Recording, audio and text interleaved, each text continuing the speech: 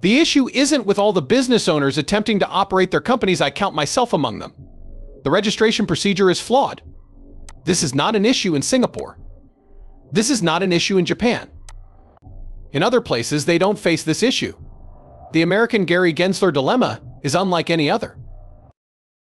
He has run his race if he intends to run for office, and he could be the deciding factor in Joe Biden's election loss. Many members of Generation X and millennials have substantial cryptocurrency holdings, and his difficulty with registration facilitates the existence of scam currencies. Mark Cuban just gave Paul Grewal a good Bitcoin forecast in a video interview. Using the analogy of digital gold, he thinks Bitcoin has established itself as a trustworthy digital asset and store of value. When it comes to protecting one's wealth against the depreciation and inflation of fiat currencies, Cuban sees Bitcoin as a viable alternative. Bitcoin was valued at $64,000 when they had their conversation, down 1% in the previous 24 hours and 5% in the previous week. Despite Bitcoin's erratic pricing behavior, Cuban predicts that it will level out as its user base expands. As a decentralized digital currency and potential investment asset, Cuban has faith in Bitcoin's future. Also, I've already mentioned it, the United States of America is the birthplace of every technological breakthrough in which I have ever had any hand, and I've been in this business for quite some time, so I've mentioned that. Have a conversation with your reps. It doesn't have to be solely about cryptocurrency. Get a feel for your clientele and the reasons they buy from you. And the goal is not to get around the rules. You need to have a keen awareness of your own strengths and weaknesses when you're forthright and honest about it. Not only speaking it aloud, that is. Now is your chance to shame Gary Gensler. After all, he's earned it. However, the general public likely doesn't grasp it. Also, you need to choose language that is easy to understand. Did you realize that? Even though some individuals put a lot of money into it, for others it's just a collectible that brings them together. Because of this, they are able to join other people's banking systems. It's an app that makes their lives easier by providing them with useful tools for whatever it is they're doing. Whether it's for insurance, tickets, or textbooks, your application covers it all. To help them understand that you're merely attempting to compete, place it in the perspective of other competing applications. Could you really do that with a database app? What about the transparency, the utility, the capacity, the smart contract triggers? Yeah, but you won't have the kind of public access that blockchain technology provides, will you? With all these other apps, it's significantly more difficult to make all that public, publishable, and non-fungible. So let's be real, it's like winning the lotto. It gets you into your favorite club where you meet new people, have fun, and maybe even fantasize about your dream job. I mean, I've always had a thing for technology, haven't I? For what seems like an eternity, I've been fascinated by technological things. As a result, I was always responsible for putting any new developments into my businesses, whether for work or otherwise, to gain a deeper comprehension of the subject. Therefore, I focused on Bitcoin in the early days of cryptocurrency when it finally emerged. I'm referring to the time when I created my first Coinbase account and took the oh my god obligatory mini quizzes and tests in exchange for my free cryptocurrency. It was around 2012 when I did those. I didn't invest since I didn't completely understand it at the time, and Brian came out to me early like a complete moron. Nonetheless, I made an effort to stay abreast of developments and have a firm grasp of blockchain technology. When Ethereum and smart contracts were introduced, which was maybe in 2018 or 2019, I can't remember for sure, those were the actual triggering points.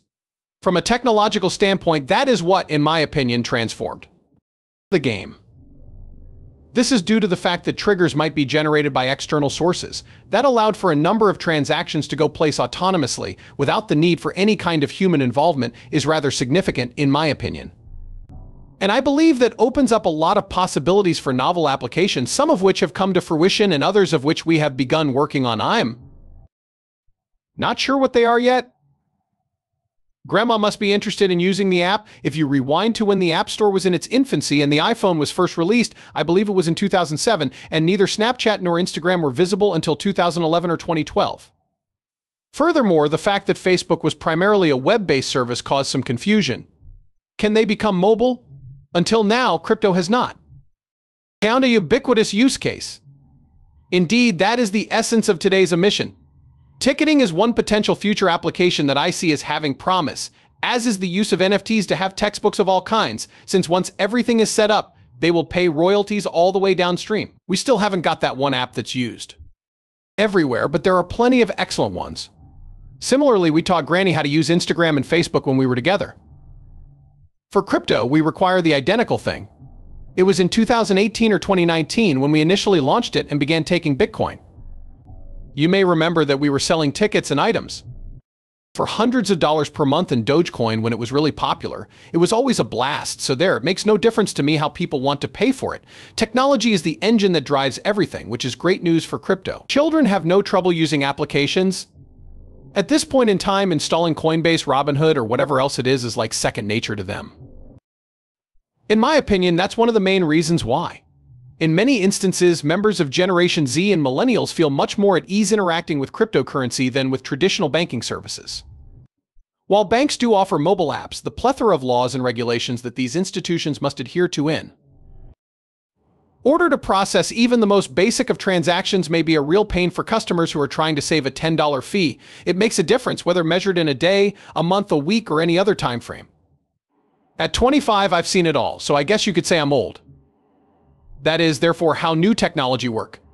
You can observe this in the crypto space. Ultimately, it boils down to the fact that confidence expands in proportion to the pervasiveness of applications. What sets crypto apart, and why I see it as symbolic of shifts in the nature of advertising and marketing. Regardless of the subject matter, politics or products, community is paramount, as I often state on Shark Tank. Crypto is all about the community. If you can drop 10 or 15 bucks on Dogecoin, Shiba Inu, Bitcoin, Ethereum, or any other cryptocurrency, and then you hop on a social media platform and dream big with a dog, a rocket, and the moon as your prizes, having a common goal, the desire to become rich, is what sets it apart, but it also strengthens communities.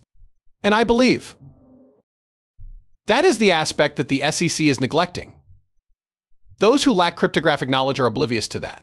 We can go on and on about the many uses for crypto, the database it can provide, the security features of blockchain, the differences between proof of work and proof of stake, and so on. Essentially, it's all about